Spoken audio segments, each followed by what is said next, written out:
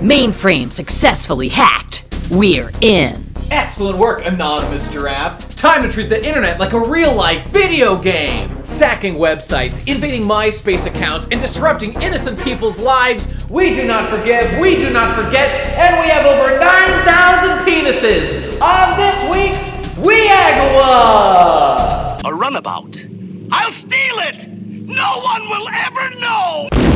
Hello everyone, and welcome back to another episode of Why I'm a Genius Weekly. Today I'd like to take a break from your regularly scheduled anime video reviews and talk about a subject a little more broad. You see, there's this website I'm fairly familiar with, and it's been interesting to watch it pop up in the news cycle more and more as time has gone on. Here in the circles I travel in on the internet, there's something of a nuanced discussion to be had about it, but at the top levels, I only hear negative things, and I thought I'd take some time to push back with a little bit of my perspective. So with that said, let's talk a little bit about 4chan.org. What is 4chan? 4chan is an image board website made in the early 2000s. What do people do on 4chan exactly? Well, the board is split into several different sections, each categorized by interest. Anime, vidya, papercraft, hentai, etc. They've all got their place on 4chan for a specific discussion of those particular topics, with the exception that now the new website 4channel.org has been split off as a fresh domain, apparently to get ads or something, and be a little more safe for work. But it's all basically under the heading of 4chan. Our boy Moot made it back in the day, spinning off of the Something Awful forums, modeling it after 2chan, the Japanese site of very similar design, and years later would actually sell it to the creator of 2chan,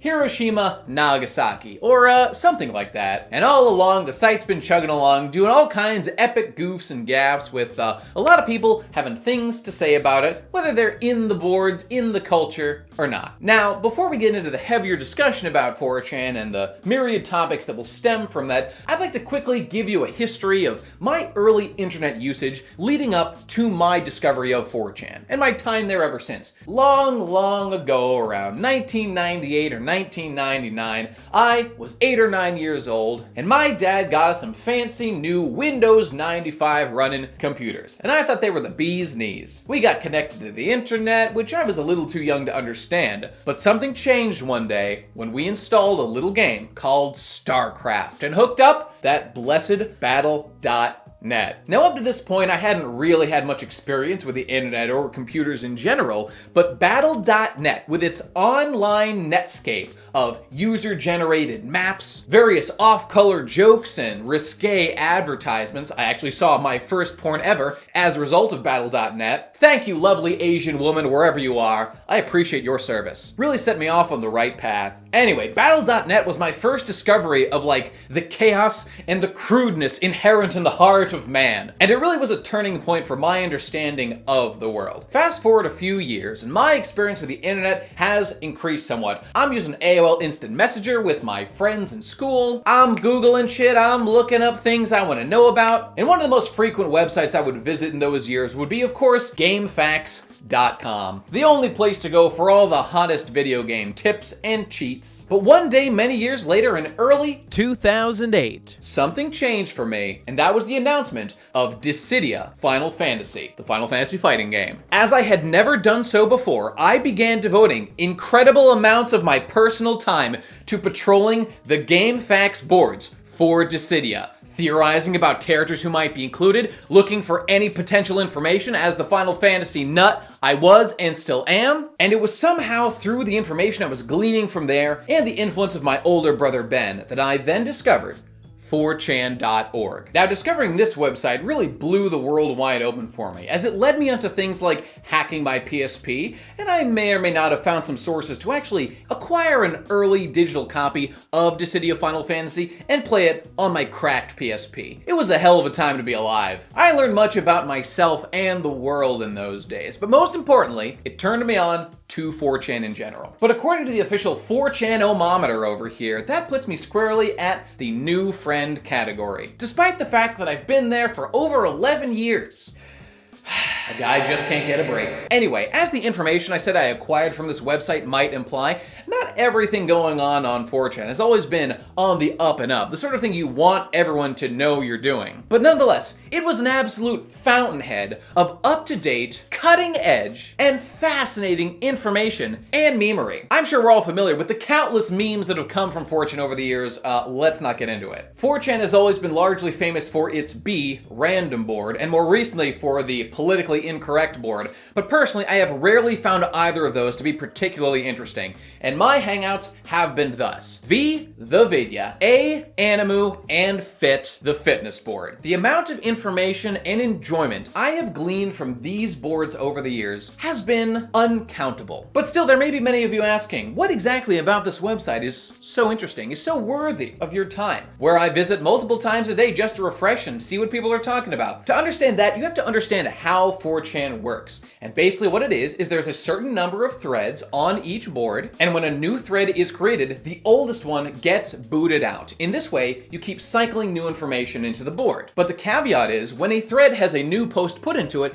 it gets rebumped to the top of the queue, or something like that. Basically, the system perpetuates the most active threads and allows the least active threads to be cycled out of the bottom and discarded into the trash. In this way, the board functions as a self-perpetuating, most interesting, most active discussed thread stays at the top while the old ones cycle out and die. And of course, there's the all-important feature of the website, which is the anonymity of the posters. Now, there isn't 100% true anonymity of the posters to the system. The system knows at the very least IPs and can ban you based on your IP. But there are many ways around that, so you can always find your way back onto the website if you are dedicated enough. But for the layperson, the average consequence is that no matter who you are, no matter what you do, when you come to the website and make a post, your post stands on its own merits and nothing else. There is no karma, there is no ranking. The only currency that you can acquire are those oh so precious yous, the drug. AKA someone has responded to you and you can feel important because someone liked you enough to talk back to you. So in short, why do I come back to this website? Well, I'll tell you, for a few things: the culture, the news, and the raw utility of the website. Now, it's absolutely true that things like my sense of humor have been somewhat shaped around my time spent on 4chan.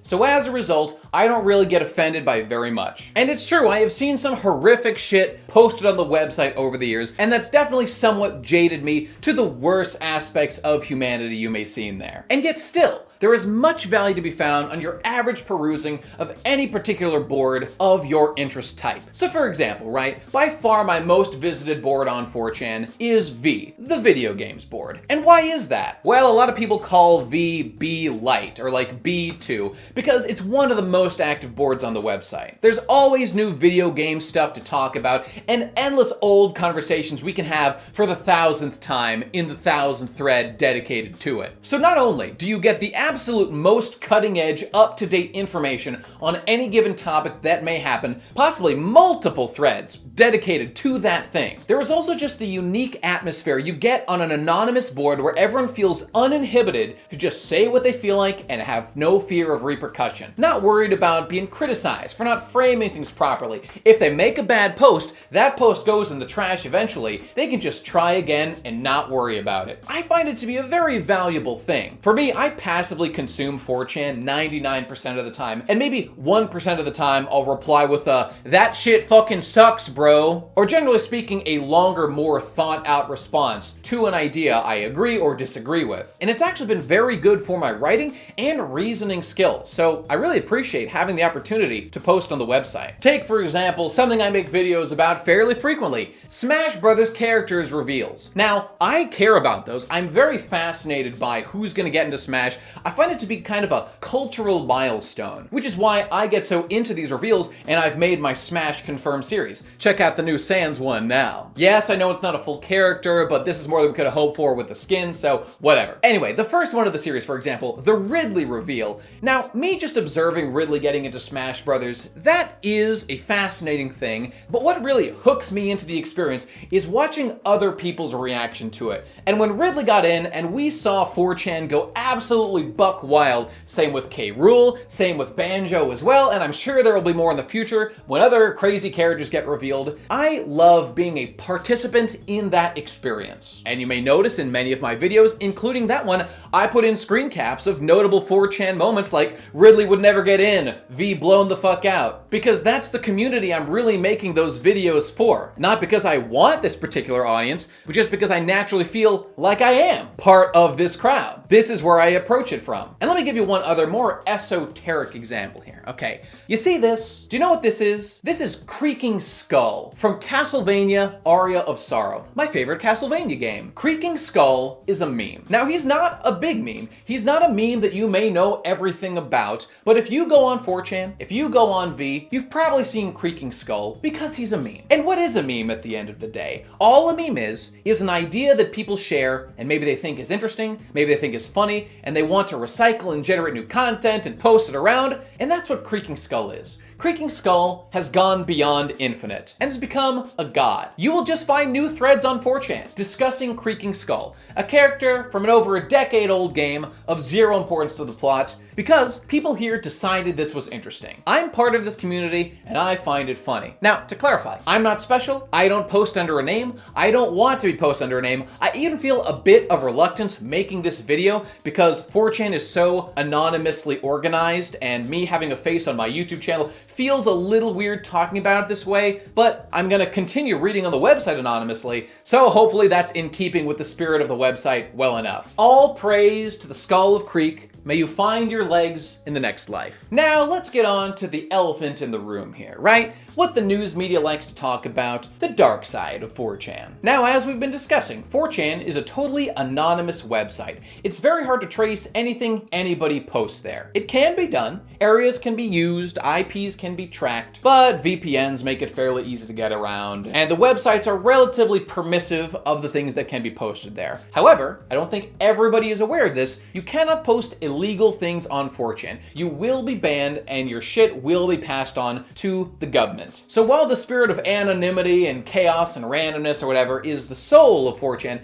it's not truly everything by everyone. But the reality is you've got rowdy posters here and they post uncouth things that they might not be able to get away with elsewhere. There's rough language, there are slurs thrown around, there are endless curses here, there, and everywhere, and that's not gonna be to everybody's taste. And many people could find it very offensive. Now, I don't blame them. As a longtime user, I've become totally acclimated to the situation on that website, and a lot of things just roll right over me, I barely even perceive them. And the thing about those are, there's some legitimate views being espoused here and there. You know, there's common racism to be found on Pol, there's horrific depictions of violence and gore and other stuff to be found on B and elsewhere, but if you don't go looking for it, it doesn't often pop into your face. Not in a serious way. What you really see is the unfiltered thoughts of the collective that is man. It can be ugly, it can be harsh, it can be irritable on you, but there's something to be learned there, and there's a lot of good to be found there as well. That rawness, I think, is very valuable, and I think desires a place to be expressed somewhere. So isn't it better that we have a place for it to exist somewhere as opposed to crushing them out of existence so no one can say the fucked up things they want to say anywhere? I think it's a valuable thing. However, let's talk about the darker aspects of this. It's true, associated with 4chan have been hacker groups that have done bad things in the past. Frankly, I'm not that knowledgeable about it because I don't pay a lot of attention to it, but I know it's true. And there's even been cases of things like school shooters posting on 4chan before doing the acts. I know there was that one Anthony Fantano lookalike guy. I believe the Christchurch shooter posted his manifesto to 8chan, so not technically 4chan, but most of the same ideas apply here. Free speech and the general crazy, chaotic expression of man welcome, etc. But let's examine those situations, right? Okay, for example, the some of you guys all right, don't go to school tomorrow, or whatever that was, school shooter guy. Obviously, he's a man to be condemned. There's no need for me to do my whole virtue signal, you get it, school shootings are bad, we all know this. Seemingly, that man posted that message to 4chan before committing the act. But did that post truly have much to do with the act itself? I would argue no. It seems to me that people who are performing acts like that are deeply frustrated with their lives. lives. You know, the people they know, their family, their friends, their school, the things happening to them. And the post itself obviously didn't do any harm. But let's address perhaps the more legitimate issue,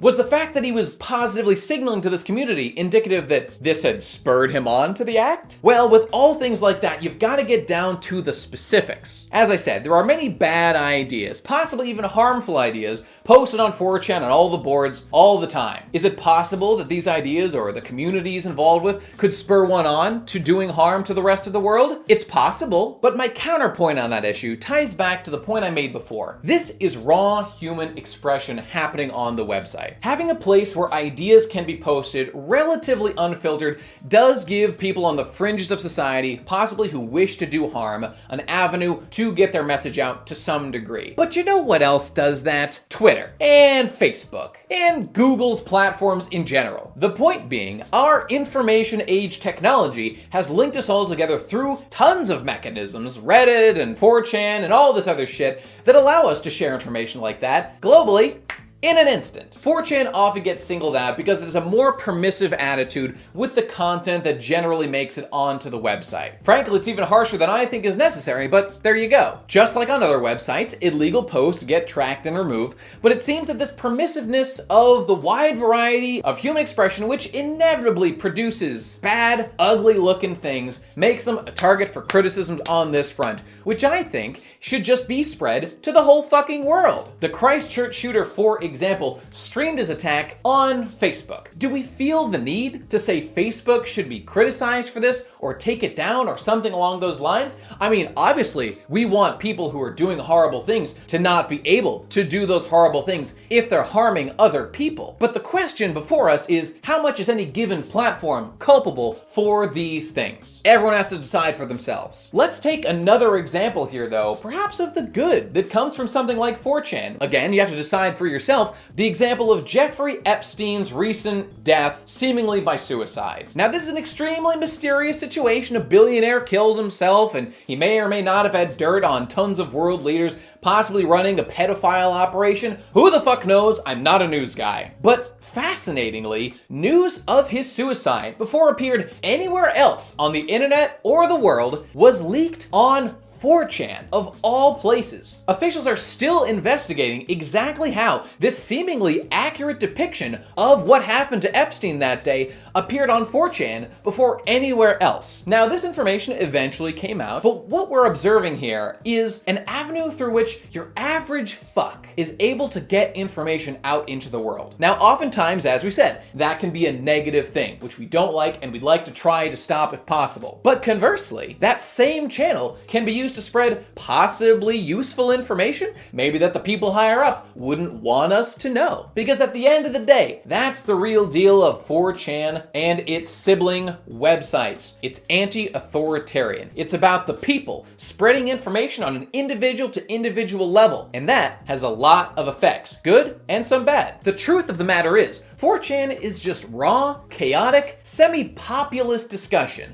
where there are no gods, no kings, but only man. And frankly, not even man, lower than that, just the individual ideas, which have to stand or fall on their own in their individual posts that are worth only the content of that post and nothing more. Unless you're a trip friend, don't be a trip friend. So in conclusion, what am I trying to say with all this? Well, I want to put the question back to you. If you're familiar with 4chan, you use it here and there, then that's great, but I'm curious what people who have only heard some discussion of the website but never have really dug into it before, what do you make of all this? You're getting the biased perspective of an avid user who's obviously going to lean into the positives and possibly skew away from the negatives, but I really think this does tie into our larger ideological views of the world. 4chan and the websites like it allow the individual to have access to the entire fucking world and to amalgamate information in incredibly efficient ways that massively outmaneuver even the biggest titans on the planet. The big news corporations can't keep up. If I ever want the latest information on any given subject, you know where I go? 4chan. And if they don't got it, I Google it some more.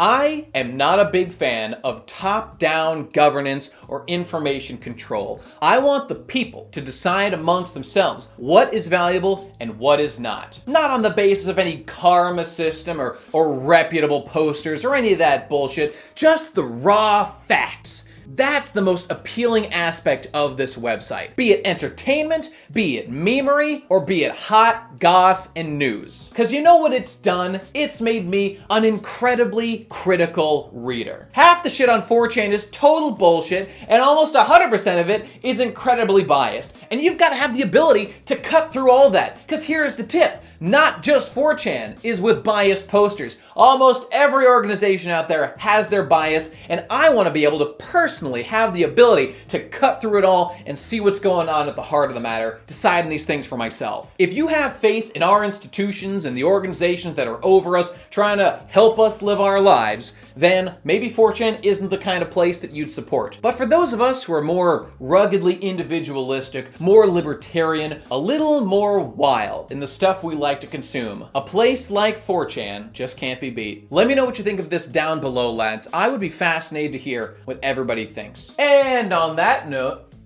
what do you say we check out some packages? Transition!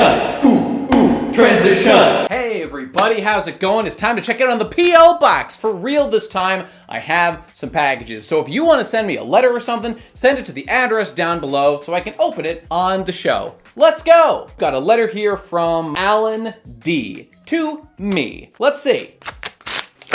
All right, let's see this note. Hey Nate, I'm the dude who sent you that letter months back shitting on your Devil May Cry skills. I just want to say that I'm glad you're branching WIAGW out so much lately. You somehow got me to watch and enjoy a 30-minute Steven Universe video despite me not giving a flying fuck about it. Glad to hear it. Really liked hearing your thoughts on Promare. Definitely one of my new favorite anime. Anyway, I'm listening to the opening of Ghost in the Shell Standalone Complex despite never watching anything from the series. Can you guide me through what Ghost content to watch and what to skip, etc.? Your pal, Alan. And here we've got a picture of you and me. Absolutely anatomically accurate. Best buds ever. Last time you said you wouldn't be my friend. Fuck you, Alan. Hey, thanks, buddy. All right, let's answer your question here. Good Ghost in the Shell content. I have reviewed and watched basically all Ghost in the Shell content ever produced, and I can tell you the really good ones are the original manga, Ghost in the Shell Standalone Complex, the original Ghost in the Shell movie. By the way, not all of these for the exact same reason, but these are the greats. The new Arise is okay. The later movies are okay. And I think there's a new series that's by the director of Standalone Complex that's gonna do more Ghost in the Shell starting in 2020, so I'll definitely be looking out for that. Hey Nate, what about that new movie of Ghost in the Shell? You know, the Western one? I don't remember anything like that. Anyway, thanks, Alan. Moving on. A runabout. I'll steal it! No one will ever know!